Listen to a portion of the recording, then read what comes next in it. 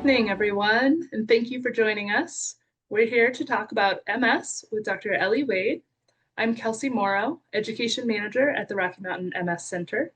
I would also like to thank the pharmaceutical companies who have provided patient education grants to support this series. Thank you to Biogen, Genentech, Novartis, Sanofi, and Bristol Myers Squibb. This speaker series is just one piece of our education programming. We have a variety of formats available to you, including both in-person and online options, with most of our programs also available on demand through our YouTube channel. This is where you can find our most recent webinar featuring Dr. John Corboy discussing the DISCO MS extension data and other MS research updates. We also have a fun series called Topics in 10, where you can learn about specific topics in a short time frame. Our latest episodes covered insurance basics with Dr. Kavita Nair and habits for brain health with me. The next event in this Q&A series will feature Dr. Robert Gross on October 6th in Colorado Springs and also on Zoom. Our Fall Education Summit is coming right up on November 8th. We'll be talking about managing MS fatigue, understanding the impacts of comorbidities on MS, exciting research updates, and AI in the field of neurology. You can sign up for these events on Eventbrite or on our website, and we announce all of these opportunities through our mailing list, our Facebook page, and you can sign up for notifications through Eventbrite as well. And now I'd like to introduce you to Dr. Elle Wade. Dr. Wade is a neurologist at the Rocky Mountain MS Center. She's a native of Denver and grew up mostly in Pensacola Beach, Florida. She is a graduate of New York University and the Tulane University School of Medicine. Dr. Wade joined the MS Center after completing residency at University of Colorado Anschutz Medical Campus and CU School of Medicine, and has a particular interest in the intersection of neurology and women's health. We did have a lot of great questions submitted at registration. We're going to try to get to as many of them as possible. But again, you can ask new questions by typing them in the chat box. And today's presentation is for informational purposes only. All decisions regarding MS treatment and medications should be discussed with your neurologist. With that, I'll turn it over to you, Dr. Wade.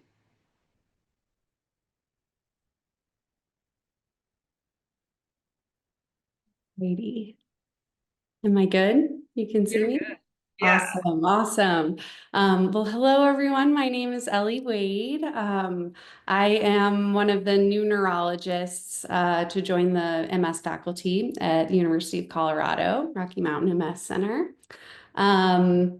As Kelsey mentioned, I'm not new to Colorado, though. I like to consider myself a Denver native, even though I only lived here till I was 5 and mostly grew up in Florida. But did my neurology residency training and fellowship here at CU and clearly drank the Kool-Aid because I decided to stick around.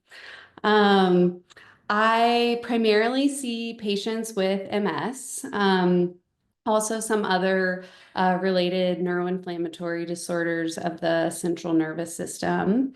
I am primarily a clinician, but I also teach medical students, residents, fellows. So sometimes you'll meet some of them in clinic with me. And like Kelsey mentioned, I have a special clinical research interest in how women's health intersects with neurology and MS. So including family planning, menopause, hormonal fluctuations around menstrual cycles, that kind of thing. I also have an interest kind of just in general comprehensive multidisciplinary symptom management with MS. I'm really excited to be here with all of you tonight, and I want to thank Kelsey and Carrie and the Rocky Mountain MS Center for inviting me to be a part of my first conversations on MS. I wish that we could all meet in person. I would love to meet you all or see you all, but I guess for the next hour and a half, you're just going to have to look at my face. So I apologize. I have the list of questions here that were submitted beforehand. we'll try to get through as many of them as we can. Hopefully have a great discussion, and then feel free if questions come up as we're talking, to type them into the chat. And I kind of tried to group the questions into sort of similar themes or categories, but there may be a little bit of jumping around here. But we can go ahead and dive in. So the first couple questions that I had were kind of aimed at symptoms and symptom management. And since that's one of my interests, I figured we could kind of start there. So the first question I have is, do you have any advice on how to handle extreme dizziness? And I feel like I could probably spend the next hour and a half just talking about dizziness.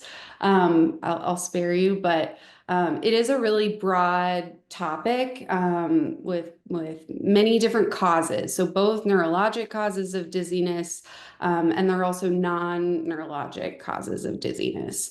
Whenever I have a patient in clinic who is complaining to me about dizziness, I always really try to hone in on what exactly they mean by dizziness, because one person's experience or sort of description of dizziness may not be the same as the next person's.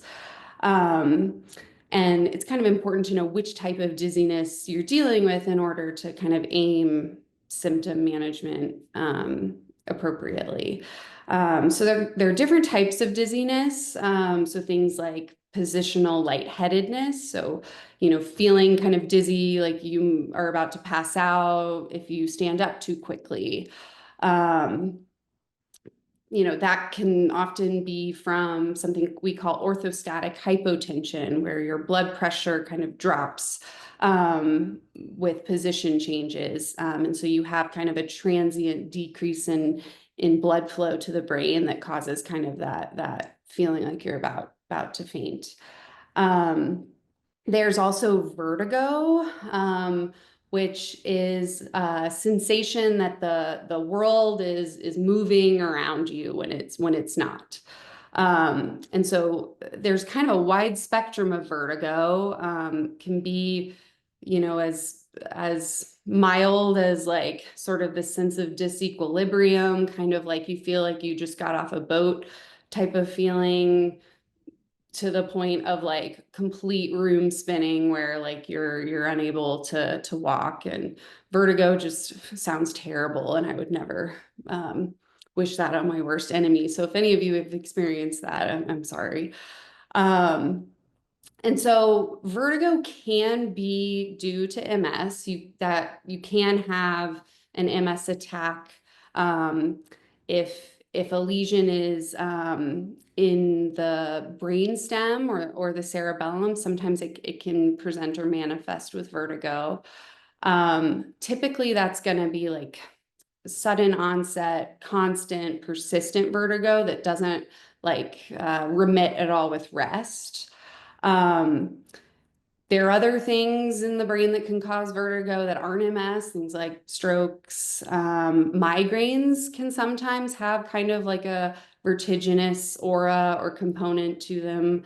And then I think probably the most common cause of like episodic vertigo, so kind of having these episodes of room spinning that are, maybe a few seconds, a few minutes, and then kind of remit if you close your eyes or rest. That tends to be an issue with the inner ear.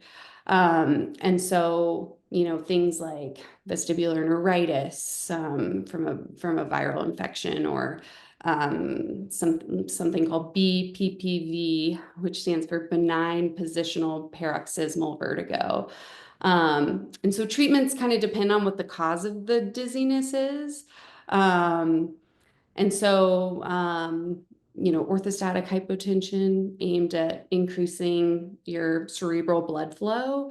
So things like compression stockings, sometimes increasing salt in the diet, optimizing any sort of blood pressure meds. Sometimes you can have low blood pressure if you're over-treated for high blood pressure. Peripheral vertigo, when it's due to a problem in the inner ear, There are actually various maneuvers that you can do. And Dr. Carol Foster, who was a neuro ear specialist. She's got some YouTube videos that demonstrate like the Epley maneuver, half somersault maneuver, and so things that you could do at home. Also, vestibular physical therapy is a specific kind of physical therapy, and that can sometimes be really helpful for any cause of dizziness or vertigo. So that was a lot. Just as a heads up, I can talk a lot and ramble, so cut me off if I'm getting off topic. But hopefully that was helpful for whoever asked that question. The next two questions are kind of interrelated. One says, oh, fatigue. I'm 55, disabled, and can walk outside with my walker, but this summer is killing me. I try to schedule things around cooler temperatures and have a caregiver who takes me to things that are far, but the fatigue and heat are hard to deal with. And then another question that said this was an exceptionally hot and humid summer in the northeastern US, and symptoms that I haven't had for many years reemerged. Can you talk about any findings knowing that climate change is affecting temperatures? And I think these two questions tie in really well together because fatigue and heat sensitivity are interrelated. And both are super common symptoms that patients with MS can experience and can sometimes be really challenging symptoms to manage well. And man, this summer was a brutal summer in terms of heat. And so, I empathize with all of you that are sensitive to heat because it was brutal this summer. Heat sensitivity is a well-known phenomenon in MS, and actually way back in the old days, this is going to sound a little barbaric, but before MRI scans, before labs and biomarkers to diagnose MS, they actually would examine a patient, do a neurologic exam, put them in a really hot bath, and then have them get out of the bath and re-examine them and see how much worse they were, how much worse they felt. Fortunately, we've come a long way from that. But we think, the reason people with MS are often sensitive to heat is one, because the nervous system doesn't function as efficiently when it's overheated. And, MS is a disease of the white matter of the brain and the spinal cord. And you can kind of think of the white matter as like signaling tracks. So it's how the neurons that live in the gray matter send signals and talk to the rest of the body. So you can imagine that if you have a lesion from MS affecting your white matter, affecting those signaling tracks, that signaling is going to get interrupted. And the amazing thing about brains is that over time, your brain can figure out other pathways of getting signals from that point A to point B. It just may not be as efficient of a pathway. So one analogy I like to use is like, say you're driving on I-70, and so that's your white matter, and then you have an accident and you're at a standstill. Think of that as like an acute active MS lesion that's interrupting that traffic, interrupting that signaling. And that's what may or may not give you clinical symptoms. You could try to get off on one of the side roads, but odds are you're not going to get to your destination as quickly as if you just, didn't have the accident and could keep driving on I-70.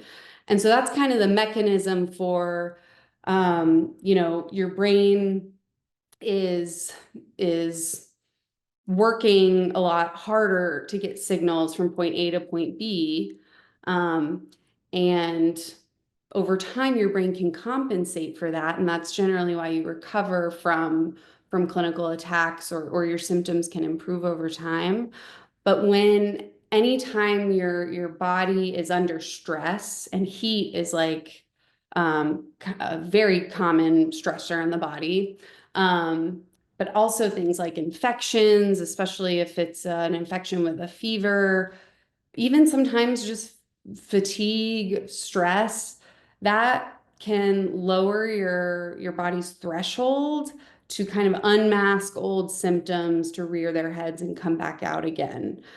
And that's something that we call a pseudo exacerbation, or pseudo relapse, not because it's not real, the symptoms are very much real, but because it doesn't mean that there's new active damage or inflammation going on. It's more old injury kind of unmasking itself because the body or brain is under stress.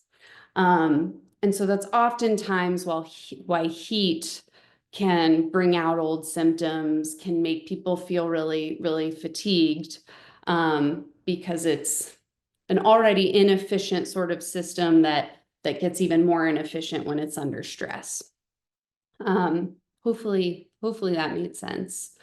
And just to go back, the pseudo exacerbation, pseudo relapse, that's different from, a true MS relapse or attack, which is active inflammation happening that's causing a new lesion in your brain or spinal cord, that's active. So taking up that IV contrast, and typically will give you a brand new neurologic symptom you've never experienced before.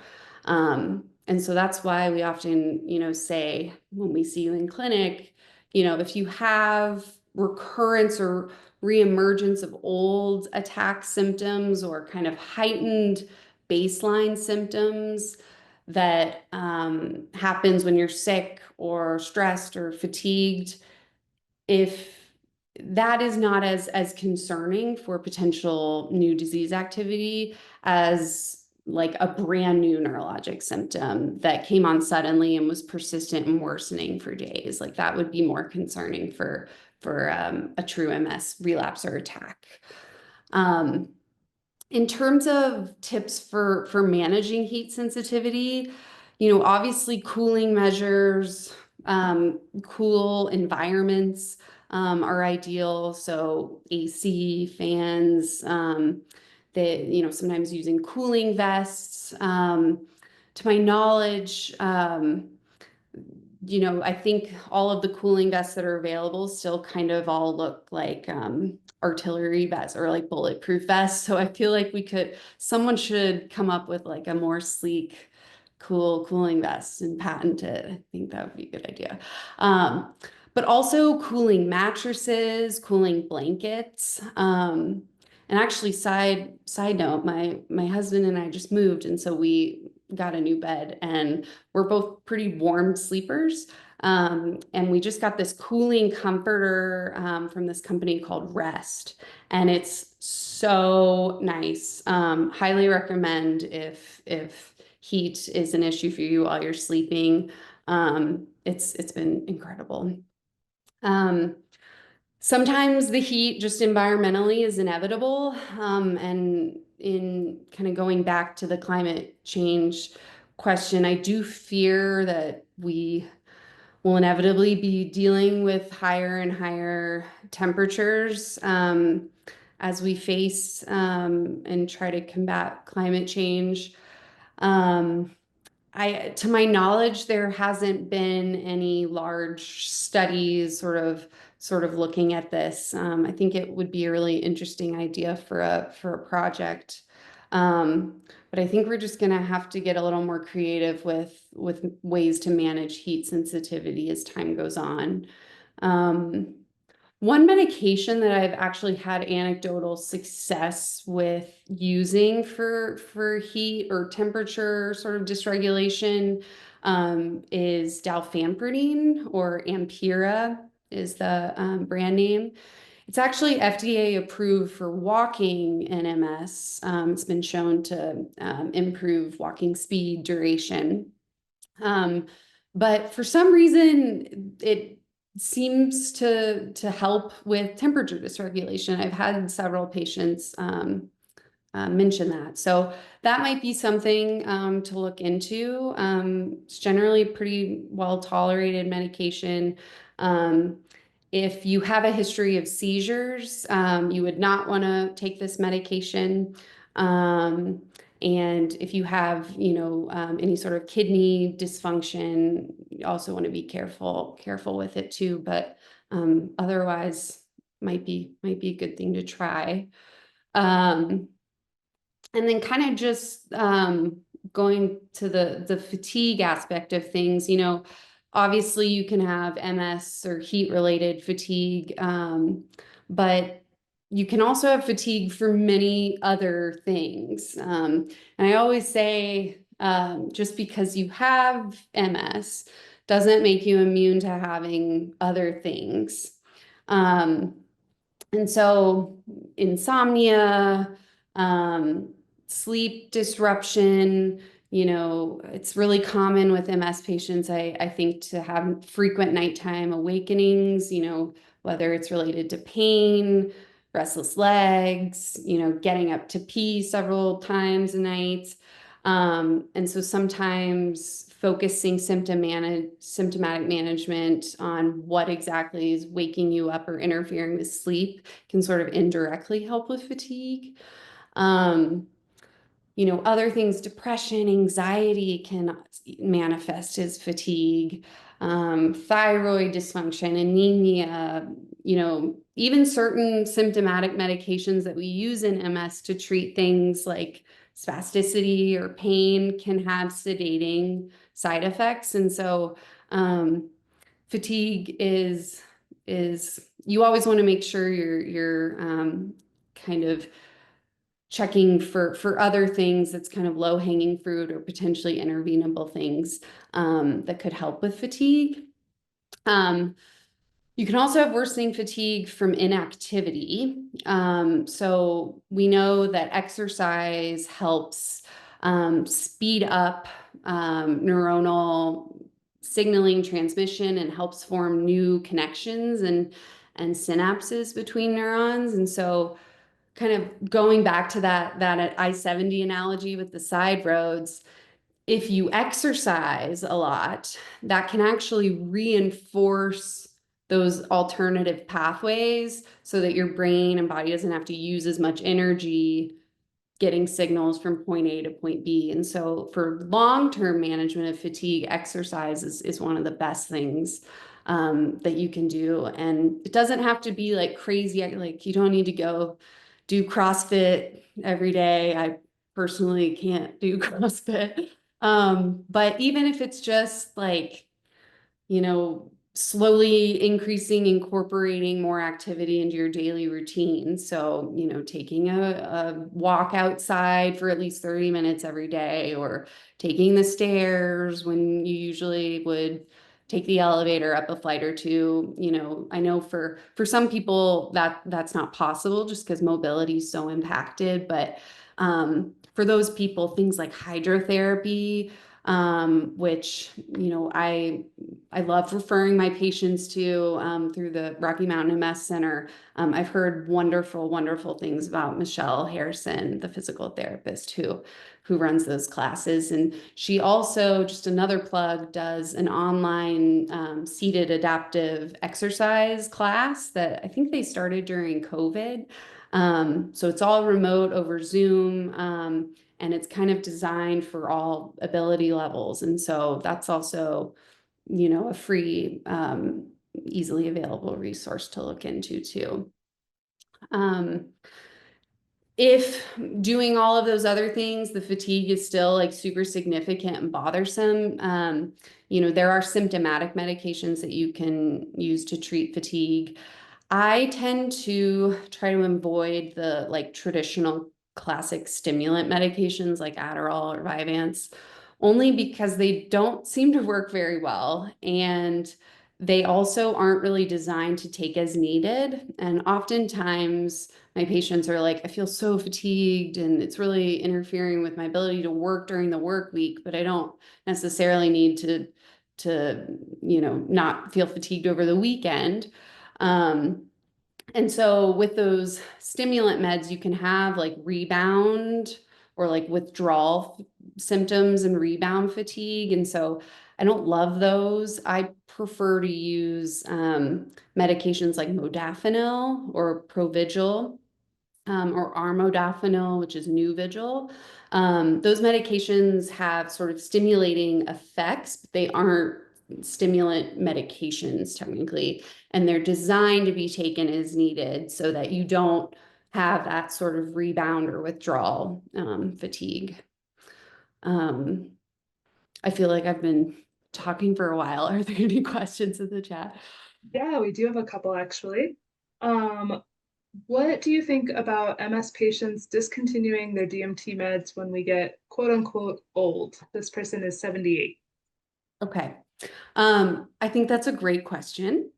Um, I think there's not one uniform answer for everyone. I think everybody you have to take kind of everybody's case kind of on their own.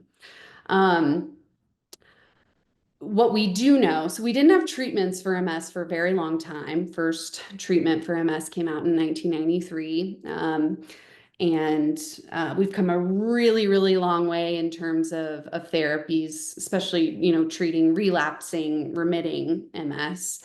Um, but because we didn't have treatments for so long, we kind of know what the natural course of MS looks like if you're untreated. For the vast majority of patients, there's certainly exceptions. But with the relapsing remitting type of MS, the inflammation part of the disease, so the autoimmune activity that's causing new neurologic symptoms from new active brain or spine lesions, that activity tends to happen earlier on in the disease course. And then over time, the risk of having disease activity kind of gets lower and lower because your immune system kind of starts to slow down as you get older, kind of like everything else. But in a way, it's kind of a good thing for MS, because early on, your immune system is kind of ramped up and doing the attacking. And so we know, generally, once you get to be around, I don't know, we say like mid 50s to 60, 65.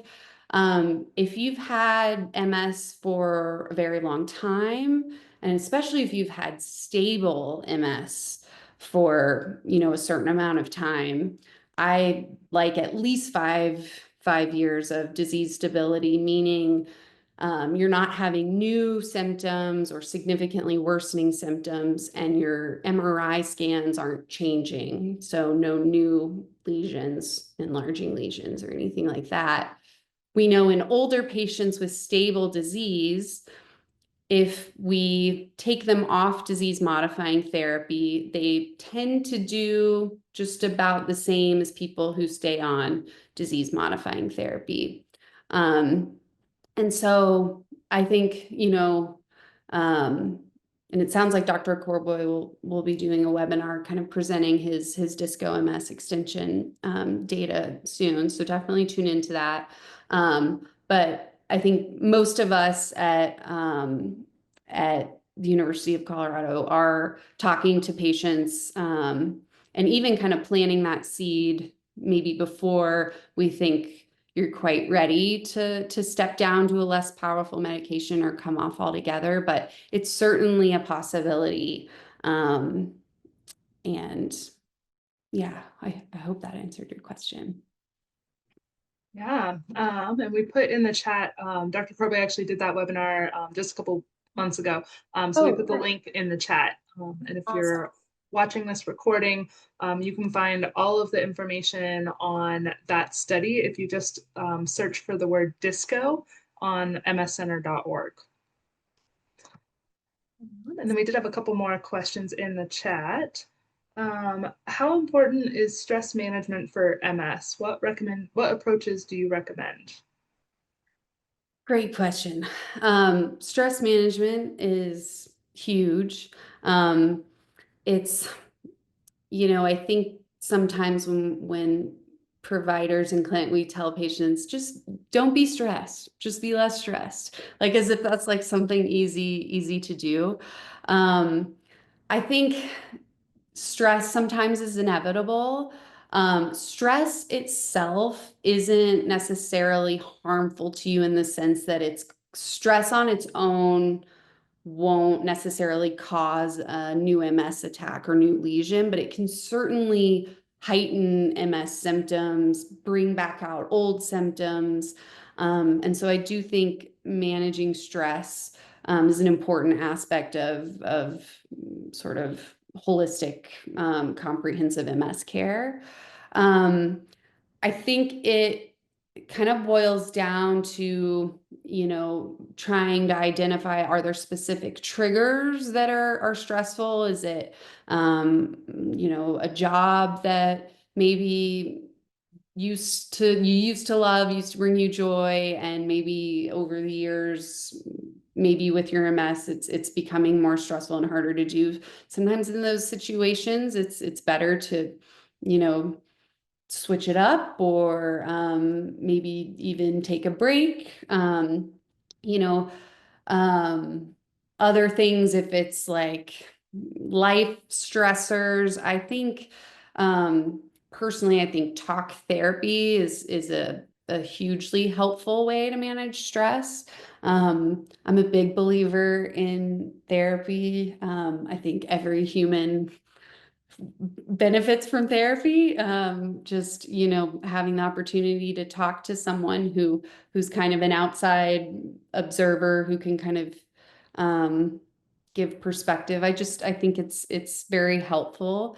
And I think Kelsey, is Alyssa still doing the one or two free counseling sessions through the Rocky Mountain MS Center? Yes, we work with a social worker, a licensed clinical social worker named Alyssa Berlinger, and we are able to provide 2 sessions through her. So you can just look up under the support section of mscenter.org is where you'll find information on that. Yeah, I've also heard amazing things about her too, from patients. So much so that like some patients continue like wanting to pay out of pocket to see her after. So, yeah, I think also exercise and activity. I know I'm like harping on the exercise piece, but that we know releases chemicals in the brain that I think can help with mood and managing stress.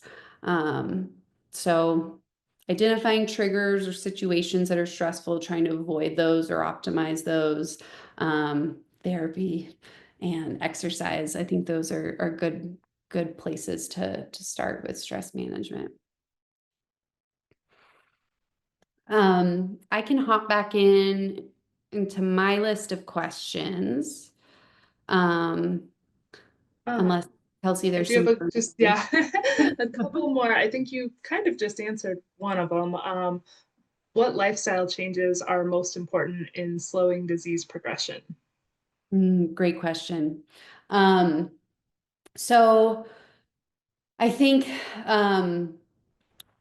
things that are overall good for well-being and brain health. So exercise, number one, we know studies have shown that exercise is one of the only things that has been shown to kind of slow the rate of brain shrinkage in the general population. And unfortunately, once we turn about 30, all of us, even people without MS, our brains start shrinking a little bit, like 0.25% each year. With untreated or uncontrolled MS, you can certainly have accelerated brain shrinkage, and that can contribute to disease progression. And so thing, if exercise is a great thing that you can do for yourself. In terms of diet, there isn't one specific diet that's necessarily recommended, like the MS diet, despite what you may hear or read on the interwebs. Generally, what I recommend for my patients, and I think most of us at our center recommend the Mediterranean diet, just because it's good for overall cardiovascular health and brain health. And so Mediterranean diet's well balanced. It's things, whole foods, whole grains, fruits, vegetables, fish, lean meats, that kind of thing. I would avoid doing any sort of like really, really restrictive diet, because one, it's not necessary, and two, it's hard to stick to. That's a stressful thing to try to stick to. And three, sometimes those really restrictive diets can actually be more harmful because they can induce like nutritional or vitamin deficiencies, which can cause their own host of neurologic symptoms and problems. So, eating a well-balanced diet doesn't mean that you can't enjoy the occasional sweet or, whatever brings you joy. Everything's okay in moderation. Abstaining from smoking. So we know that tobacco use is associated with worsening progression. So kicking that habit if you have it, which I know can be really hard. Yeah, I mean, I think just kind of managing your whole self. You want to make sure you're, again, just because you have MS doesn't mean you may not have other medical conditions. And we know that things like high blood pressure, diabetes, high cholesterol, if those aren't adequately controlled or optimized, that can contribute to MS worsening and progression. And so, making sure that you guys are seeing us a lot in clinic, but making sure that you're also kind of following routinely with a primary care doctor who can keep an eye on those things. I think this question maybe was related to stress management. Does Qigong help? Does what? Qigong, the practice of like mindful movement with breath. Ooh, it sounds amazing. I don't know, it certainly can't hurt. And it sounds great. I need to look into that and try it. Just another plug for Michelle Harrison's online adaptive exercise classes. We open every class with some Qigong, and it is pretty fantastic. Amazing. I mean, I will say I'm a big believer in meditation. And so, that sort of deliberate mindfulness that sounds like you would get with that. I mean, I think that's really, really great with stress management. Yeah. And then one more from the live chat. How should we know whether to plan for future disability needs? How should you know? Well, that is a tricky question. I think it kind of depends on the person, the type of MS. But unfortunately, it would make our jobs a lot easier if we had a crystal ball and could say, you're going to have a more benign course of MS and may not need as like heavy duty, high efficacy therapies and still be stable and well managed. Whereas this crystal ball is showing that you're going to have a more aggressive disease course. And so you need early, aggressive, highly effective therapy to prevent further attacks. And we just don't have that. And so when we're diagnosing someone with MS, it's impossible to predict who's gonna have a more benign course and who's not. That's an area of MS where we really, I think, need more research to come up with sort of like biomarkers maybe that could help us better prognosticate. But I think because of that reason, at our center, we tend to lean, more on the, if there's a risk of you potentially having a really aggressive disease course, that we know the more relapses that you have early on tends to correlate with the degree or amount of accumulated disability over time. And so, since we don't have any drugs available on the market or treatments right now that go back and repair any damage that's already been done, we often tend to encourage starting highly effective therapy early on, so that we aren't dealing with things after the fact. We're preventing them, in a sense. And so I think one thing, we've clearly seen with the advent of highly effective therapy, so especially B cell depleting therapy or anti-CD20 receptor therapy. So things like Ocrevus, rituximab, Kesimpta, Briumvi, those types of drugs are really, really effective at treating that sort of inflammation from relapses. And so they're really, really effective at preventing further relapses. They don't work as well, we think, for more of the sort of progressive phenotypes. Progressive MS is tricky because you can only really diagnose progressive MS in retrospect, right? Because by definition, progressive MS means you may not be having relapses or attacks, but you're just kind of slowly, steadily getting worse over time. And that can be really tricky also to tease out from just normal aging, other comorbidities. But so I think at least with B cell therapy, we've come a really long way in terms of improving long-term outcomes for patients with MS.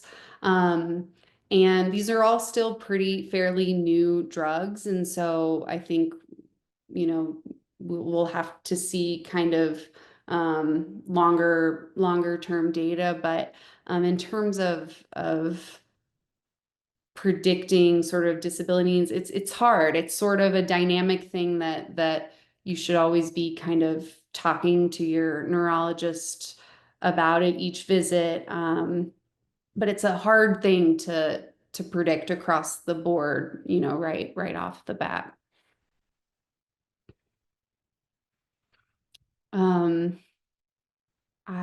I'll hop back into some more questions here.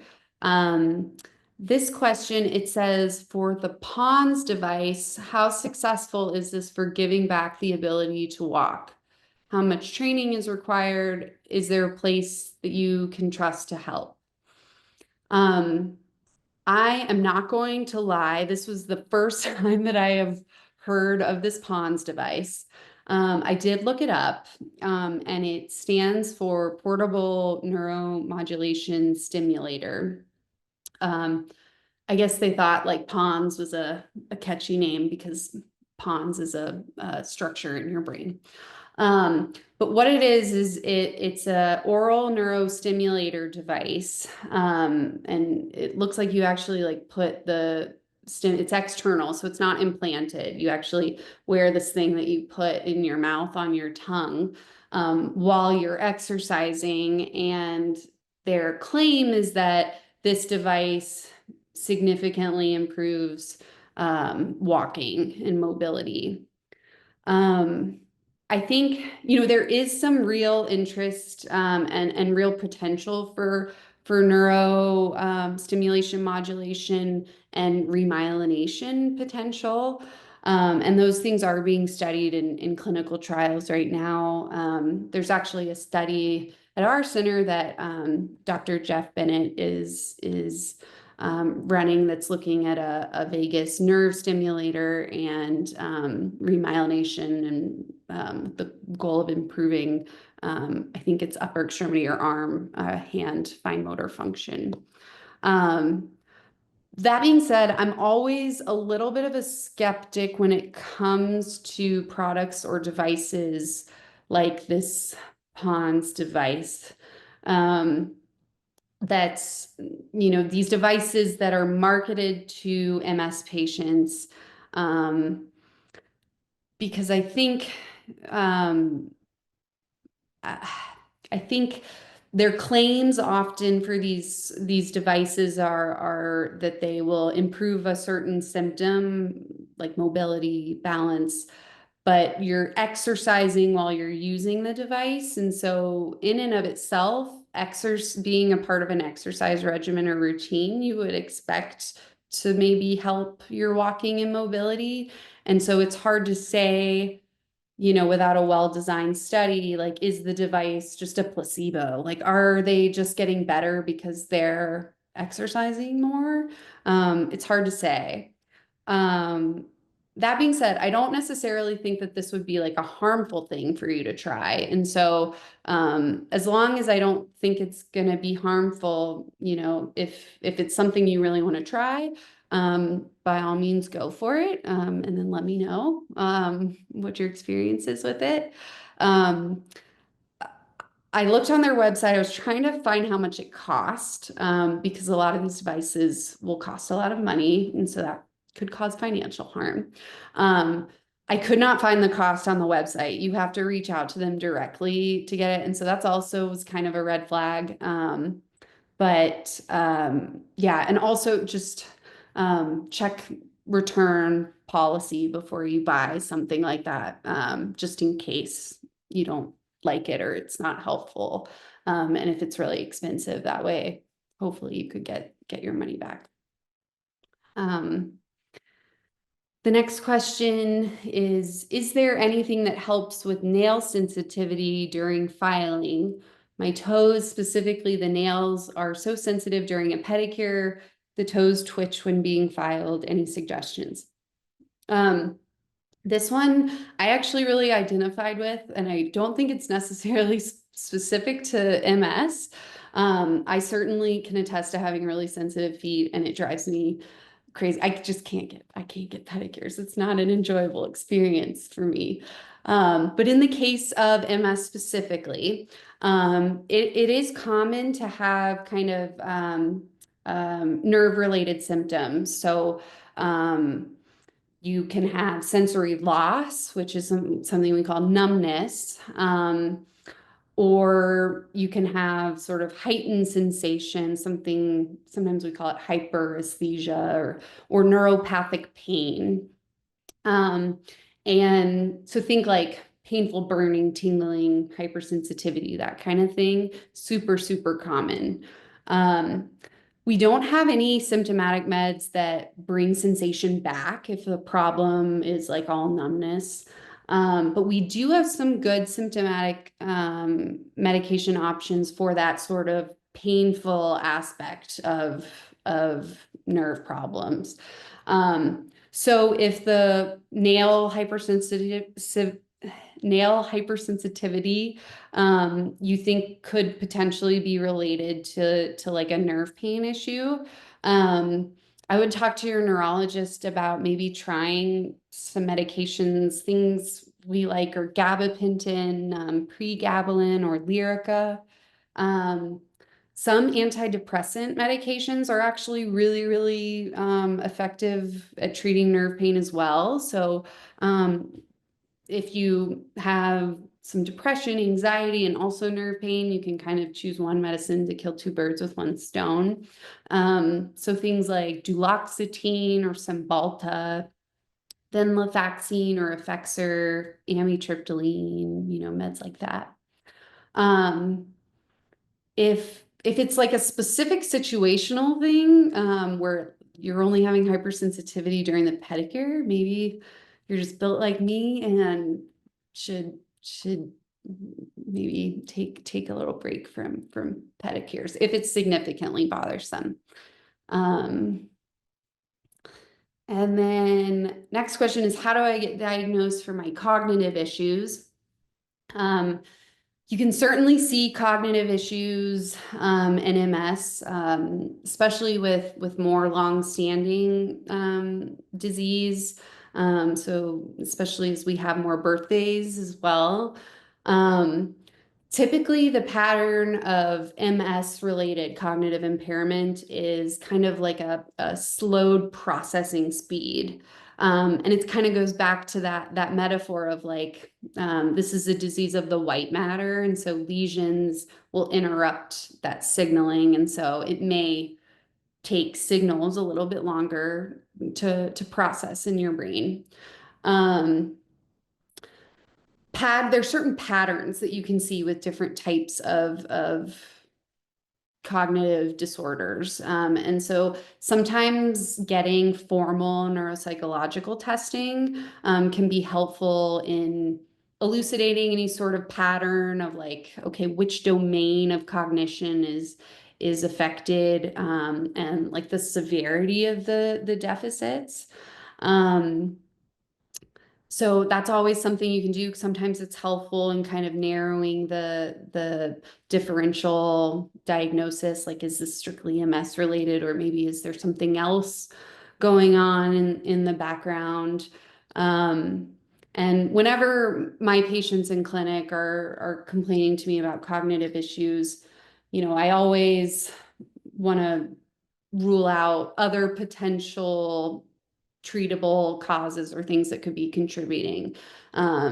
So things like stress, fatigue, centrally acting medications. A lot of our symptomatic medications in MS can be sort of sedating and may kind of cause sort of like a brain fog. Things like B12 deficiency, that's super low hanging fruit. I feel like everybody could use a little B12. Thyroid dysfunction, depression, anxiety, sleep. Sleep's a huge thing. If you are not sleeping well, getting enough sleep regularly, restful sleep, you're gonna have cognitive issues, like your ability to focus and concentrate on things, your short-term memory. That's the first thing to go out the window if you're sleep deprived. And so sometimes with cognitive symptoms, I'll refer people to have a sleep study done. It's not uncommon for MS patients to have comorbid sleep apnea. And I've had some cases where we get a sleep study, diagnose sleep apnea, they start treatment with a CPAP, and they're like, oh my God, my cognition's so much clearer. So it could be as something as simple as that. But I certainly would recommend, if you're having cognitive issues, concerns, discussing those with your neurologist. Next one is best treatments for spasticity. Spasticity is another really common symptom of MS. And what spasticity is it's basically like increased muscle tone.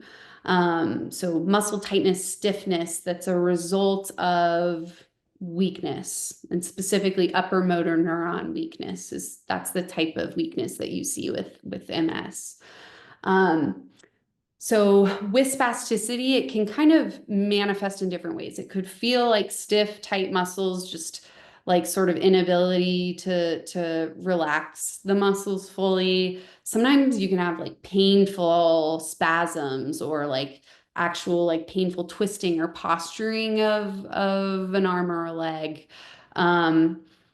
If it's something that's like paroxysmal, so it's like you have sort of a spasm and then it relaxes, spasm and then it relaxes, something like that. That could be indicative of a tonic spasm, which is a specific type of spasticity that responds to certain medications.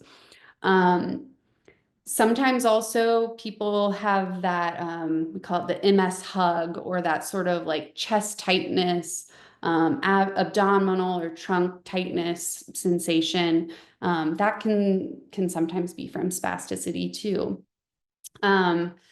And what happens when a muscle gets weak, so say, you have a lesion in the pathway, the motor pathway to your arm or your leg, that's going to get weak. And if it's weak, you aren't using it as much. You're going to use it less if it's weak. And then that inactivity can contribute to stiffness of the muscles. And so it's often why spasticity is worse for people in the mornings, when they wake up, because they have been sleeping in bed, hopefully, immobile, all night. And so that's why you can feel kind of more stiff when you wake up in the morning.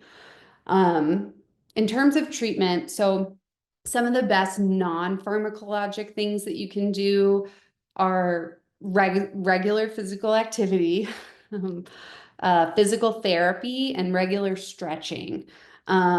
So kind of, and sometimes it's helpful to go to a physical therapist to have them kind of identify, okay, which muscle groups are really tight, what sort of stretches are going to target those muscles. And so to help you kind of develop a stretching routine, and doing it regularly. So whether that's nightly before bed, first thing when you get up in the morning, you can't stretch too much. Well, maybe you can, I don't know. There are also some oral antispasmodic medications. These are things like baclofen, tizanidine, methocarbamol sometimes, or the brand name for methocarbamol is Robaxin, cyclobenzaprine or Flexeril, those types of medications. Magnesium can be really helpful for spasms, even if they are just kind of not related to spasticity. If you just kind of have Charlie horse cramps, magnesium can be helpful. We generally say a dose of anywhere from like 400 to 500 milligrams once a day up to twice a day. Really, the main side effect with higher doses of magnesium is it can make your stool softer. For some people, like with constipation, that's a positive side effect. But there's also several different types of magnesium, and some of them are more sort of laxative inducing than others. And so if you're trying to steer away from more of the laxative inducing ones, magnesium glycinate is the one that's least likely to impact your stool. If you have that specific type of spasticity where it's like the painful postures lasting a few seconds and then it relaxes and then it happens again and then it relaxes, those we call tonic spasms, and those respond really well to seizure meds, anti-seizure medications that act on the sodium channels. So those are meds like carbamazepine, or oxcarbazepine, so trileptal or Tegretol. And then other interventions that aren't medications for spasticity, so things like limb Botox, that can be really helpful for focal spasticity, primarily focal. So if you're kind of stiff all over, it may not be the best option, but if it's, one leg that is your problem leg or arm, that can sometimes be a really great intervention. Usually I think they inject, once every 3 months. Sometimes it's hard to find neurologists in the community that do limb Botox. That's a goal of our center to eventually build this out and be able to do limb Botox ourselves at our clinic. Pain medicine and rehabilitation doctors, so PM&R, are often trained in limb Botox and can be a really helpful resource too. If spasticity is really severe, you could also consider an intrathecal baclofen pump. That can be really helpful for leg spasticity. It's not going to do much for forearm, upper extremity spasticity. Anecdotally, I've also had some patients tell me that cannabis is helpful for spasticity. May not be great if you're also struggling with cognitive changes, but there are some studies, clinical trials going on looking at drugs that sort of target the endocannabinoid system. Though we aren't a clinical site for any of those studies, but maybe something hopeful to look forward to on the horizon there. Next question I have is, what do you recommend to MS patients regarding metformin for people not already taking it for another indication? So MS itself is not an indication for metformin use, but I often will have MS patients that are on it for other indications like insulin resistance, diabetes, that kind of thing. And so in those cases, it is important and can be helpful sort of indirectly because, again, we know that treating comorbid diseases like diabetes is really important in the overall management of MS. And we know that uncontrolled diseases like that can affect how fast someone progresses. Yeah, I did have one from the chat. Sure. Are there any new tools in the MS toolbox, whether that's drugs or therapies, that you have found surprisingly effective or things that you're excited about? It's a Ooh, broad that's a question. good question. So I think we've been talking a lot about things that helpful tools I find helpful for managing various symptoms. I think one potential thing that is sort of an untapped area of studying and one of my interests, and actually is what the next question is about, is menopause and using hormonal replacement therapy early on in menopause to help with symptomatic management. Very excited about that, and happy to talk about that more. Other things on the horizon in the next few days, I believe. The last I heard was September 23rd. We were going to hear something from the FDA about tolebrutinib, which is an oral medication. It's a BTK inhibitor or Bruton tyrosine kinase inhibitor. So it's kind of a different class of drugs that we don't yet have on the market to treat MS. And it's unique because all the drugs we have on the market right now work really, really well at treating that inflammation that happens in relapsing remitting MS. So those attacks of new symptoms, new lesions.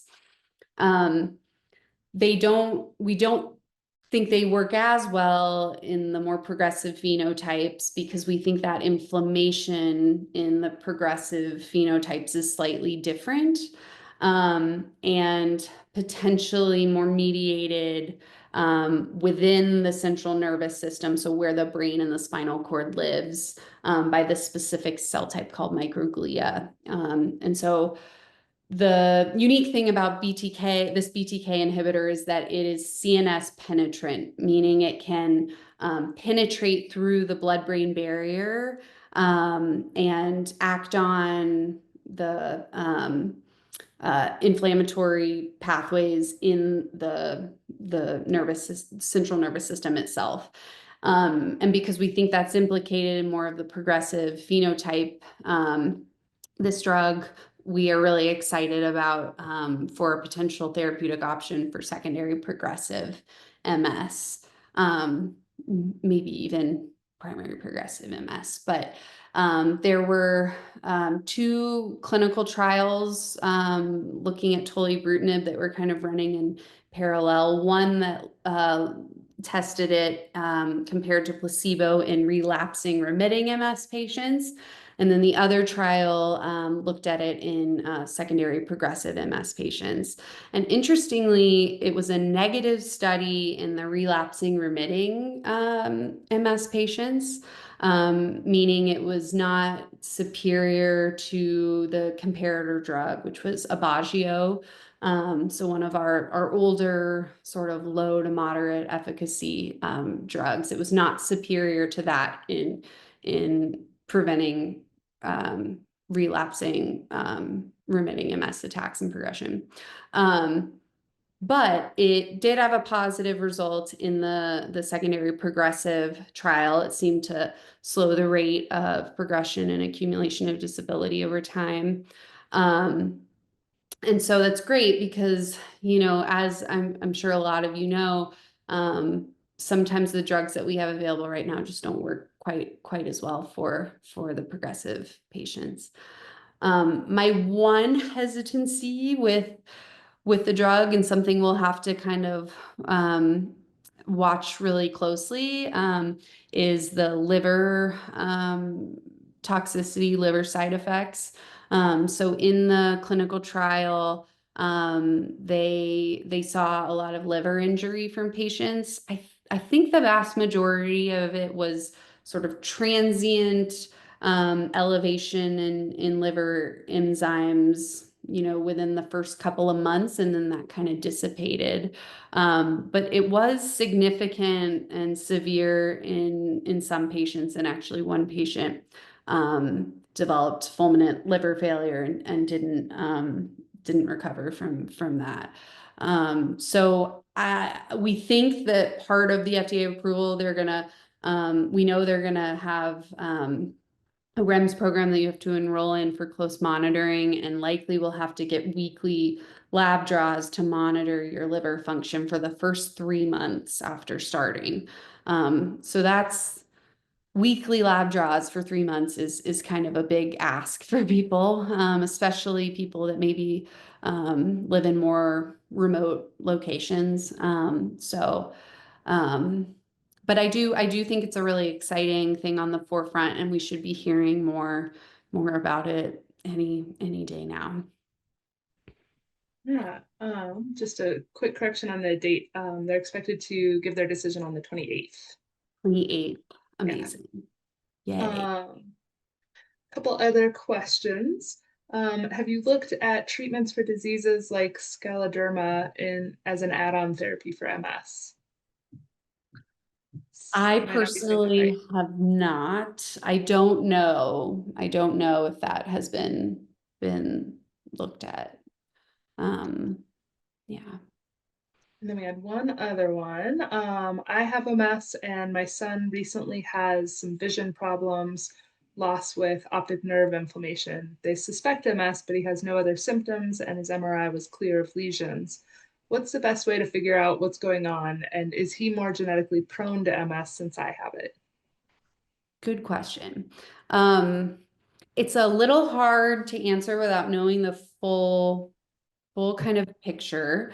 Um, if he was diagnosed with an optic neuritis, you know, that means inflammation of the optic nerve. And that can be a common presenting feature of MS. It can be, you know, a common attack later on, an untreated MS, but it can also be a one-off thing. So you can also have something called idiopathic optic neuritis. And so, again, it's hard to predict with a crystal ball, you know, what exactly his risk is. If his brain and cervical and thoracic spine imaging is completely normal and there are no other white matter lesions, and he hasn't had any other symptoms, then, you know, he wouldn't meet criteria for diagnosis of MS, obviously. But really, we start to worry about higher risk of that turning into clinically definite MS if someone has an optic neuritis and you scan their brain and they have spots in the brain already, or, lesions in the spinal cord. Sometimes, and I think most of the time, it's indicated to do a spinal tap, to look for inflammatory markers that are seen in, like 85% of patients with MS. So looking for the oligoclonal bands. So if that hasn't been done, that could be something to help kind of risk stratify, because if he had the optic neuritis, technically, could you call it a clinically isolated syndrome, which, we know MS is kind of on this spectrum.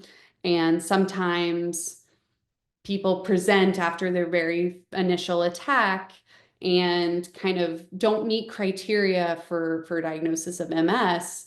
But we call it clinically isolated syndrome because they had a typical clinical presentation of something like MS, but they don't quite meet criteria for it.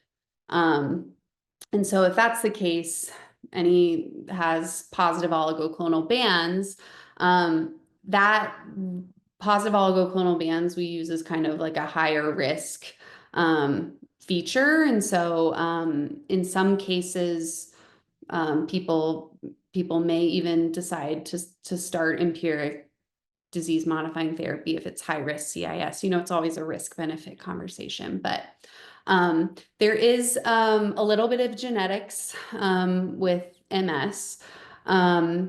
It's not the full story for sure. It's kind of a complex interaction of genetics, having this genetic predisposition plus environmental factors. And so there isn't one like single gene that causes MS. It would be nice if there was, because we could check for it. There are hundreds, if not more than that, of genes associated with MS. In terms of relative risk of sort of passing it on, if you will, we generally say that a first degree relative of someone with MS has about a 2 to 4% increased risk of developing MS compared to the general population. And that usually is like 0.1% of the general population. And then that risk gets less and less with the more sort of familial separation that you have. It gets more if you have like a twin. Say you have an identical twin, that risk of, if one twin has MS, the other twin has like anywhere like 30 to 50% increased risk of MS. So it's kind of a spectrum. I certainly see patients all the time who have no family history whatsoever of MS. Sometimes patients will have family members that maybe have other autoimmune diseases. That's not uncommon to see. But it's also not uncommon to see family members. Yeah, I'd recommend, making sure that he's following with a neurologist and has had kind of the full sort of screening with brain and spine imaging, and consider a spinal tap. But if all those things are normal, then really, just recommend kind of surveillance. So routine monitoring, getting repeat MRI scans, every 6 to 12 months to make sure that things aren't changing and you aren't seeing new lesions pop up that would be suggestive that there's some sort of underlying chronic relapsing condition like MS.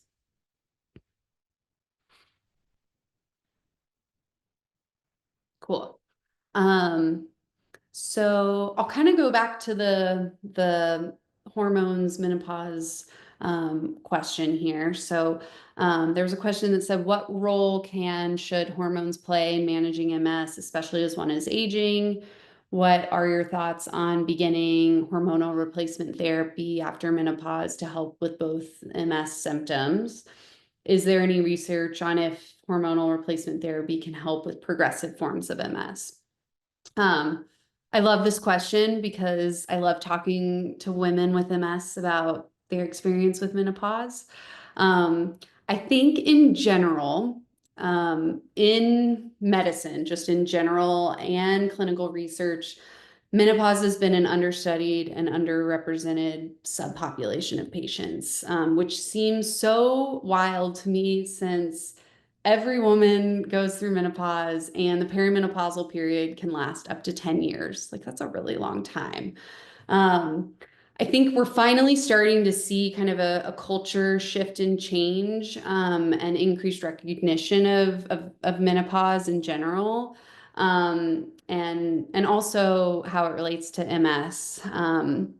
So at one of the big conferences that I went to last year, CMSC, there were several talks on menopause and MS, and I was really excited to see that.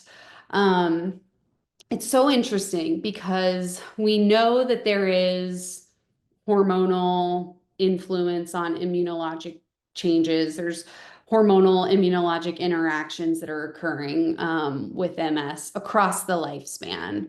And the thought is that it's related primarily due to fluctuations in estrogen levels, which seem to have a neuroprotective, neuroinflammatory, anti-inflammatory effect. And we see this even like in pediatric MS. That can often present soon after a girl starts to have menstrual periods. Women with MS may experience symptomatic fluctuations around the times of their menstrual periods. We know, but not all of them. We know that pregnancy itself is protective against MS relapse activity, and as is breastfeeding. But we know that there's an increased risk of relapse in the postpartum period. Granted, breastfeeding, can be a little protective as well. But we also know that women can experience symptomatic fluctuations around, in the perimenopausal period. And it's tricky because there's a lot of overlap between MS symptoms and perimenopausal symptoms. Think like heat sensitivity, hot flashes, fatigue, cognitive changes, mood changes, you name it, bladder symptoms, sexual dysfunction, all of that you could see in MS, but you could also see in perimenopause. So sometimes trying to tease those things out can be a little tricky. There have been a few studies suggesting that postmenopausal women experience fewer relapses after menopause.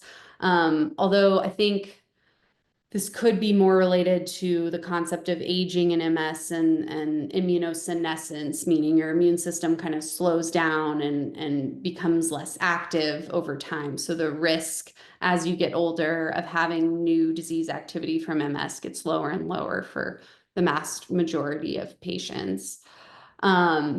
It's possible that postmenopausal women may progress and accumulate disability at a faster rate just because of decline in ovarian function and again, sort of the drops in estrogen levels. I think now with the advent of high efficacy therapy like anti-CD20 therapy, using these therapies in the pre-menopausal period can play a big role in mitigating that potential disease progression after menopause. Hormonal replacement therapy, so mainly aimed at like replacing estrogen, was not so recently a very controversial topic in medicine, and mainly because of the Women's Health Initiative study back in the early 2000s that reported increased risks of breast cancer, strokes, clots, heart disease. And so we saw a drastic decline in the use of hormonal replacement therapy since then.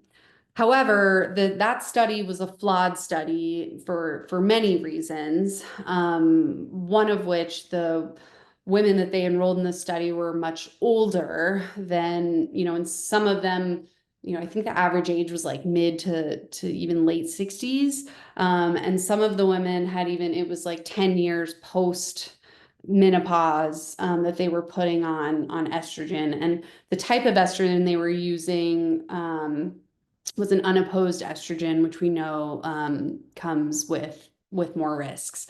And so I think anecdotally, this is starting to change because we know that hormonal therapy replacement, when used in the right patient population, right formulation, can be super effective in managing menopause symptoms. And anecdotally, I've had women with MS who have, especially early menopause, that start hormonal replacement therapy, who report improvement in a lot of their MS related symptoms, especially fatigue. And who knows if it's more because it's treating more of the menopause or the MS, but I think it's kind of interrelated. And so I'm a big proponent of hormonal replacement therapy. If I don't prescribe it or manage it myself, hopefully one day I will feel comfortable doing that. So I usually send patients, to their primary cares or OBGYNs to manage it, but we don't have any current menopause or hormonal replacement therapy studies going on at our center right now, but I think this is a really exciting and interesting area for new research projects. So stay tuned. Let's see here. Can we get COVID vaccines yet? Yes, and you should. The 2025-2026 COVID booster should be starting to roll out. I know some retail pharmacies already have it in stock. King Soopers, I've heard, Safeway. I got a text from CVS yesterday that said they have COVID and flu shots in stock now. We, I think, have some flu shots now, and clinics should be getting more. And I think we're also getting COVID shots in our clinic in the next week or so. I would be remiss if we were talking about vaccines and I didn't just comment briefly on the chaos and dismantling of science that's happening on a federal level right now with vaccine guidelines and vaccine hesitancy. Those of you with MS who are immunocompromised should not have any issues getting access to vaccines, to the COVID vaccine, or insurance coverage because you're considered high risk. And I think in general, we should hopefully be somewhat shielded in the state of Colorado from these federal things that are happening because of the steps that our state leadership has taken, including, I think Polis just recently issued an order that pharmacists can administer COVID vaccines without requiring a prescription from healthcare providers, which is great. There was a law that was changed back in April that allows the state to consider scientific sources other than the federal government when setting school vaccine requirements. And a bill passed, I think in May or June, that deals with insurance coverage for preventive health services, which includes most vaccines to ensure that at least state regulated insurance plans will continue to cover cost, at least of most vaccines, regardless of future moves by the CDC. So hopefully anyone in Colorado that wants a COVID shot should be able to get it. Highly recommend it. mRNA vaccines work, they're effective. And I can't really comment on what is happening in other states because I think there are some people maybe not from Colorado on the webinar. But if you are out of state and need to come to Colorado to get a vaccine, I'll personally do everything in my power to help you get one. I think it's a basic human right for you to be able to protect yourself against preventable diseases and viruses. So I'll stop there. But yeah, any other questions in the chat, Kelsey? We did have someone ask, why did you pick MS as your specialty? Oh, that's a nice question. Well, interestingly, when I went into medical school, I went in thinking that I was going to be an OBGYN because I'm really passionate about women's health. I quickly learned that I am not a surgeon and should never be in an OR. And was really surprised how drawn I was to neurology. And I think, I've sort of had over my lifetime synchronistic connections or like taps on the shoulder that are sort of connected and related to MS. My mentor in med school was the director of the MS Center at Tulane, and she kind of helped me realize that my interest in women's health and neurology, like MS, was kind of a natural segue because, we know that MS tends to affect more women, and it typically presents in sort of reproductive or childbearing potential age. And then personal connections to MS. My father-in-law has MS, and when I was growing up, one of my best friends, after we went away to college, she was diagnosed with MS. Eventually, it took a really long time for doctors to reach that diagnosis, and I just remember being on the side of her during her sort of diagnostic journey. And I just think the patient population, you guys are the best. I think it's why most of us that specialize in MS do what we do. It's a privilege to take care of all of you. Wonderful, wonderful. Thank you so much for all of your time tonight. Thank you everyone who submitted questions. These were some really great questions. I do have a couple of follow-up resources. And so all of these can be found on mscenter.org. There's a search bar in there. You can just search for them. As far as cognition goes, we have at least three really great resources. One of our issues of our magazine, Informs, recently covered cognition. We also have a hour-long webinar with a neuropsychologist on our webinar. I think it's just called Cognition and MS. And then we also have a 20-ish minute presentation from Dr. Anna Shaw talking about cognition, where she really focuses a lot on that sleep aspect. We have a lot of information on the DISCO MS study by Dr. Corboy. So if you just search the word DISCO again, you'll get articles and Informs, webinars, Ed Summit presentations, the whole works.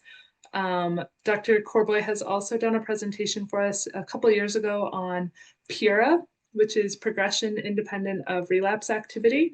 So if you're interested in how the profession is starting to think differently about progression and how they're talking about it, that's a really good presentation. On the new BTKI, BTK inhibitor drug class that's hopefully coming at the end of the month, we did a presentation I think a year ago. But again, if you just search BTKI on our website, you'll get some in-depth presentations on that.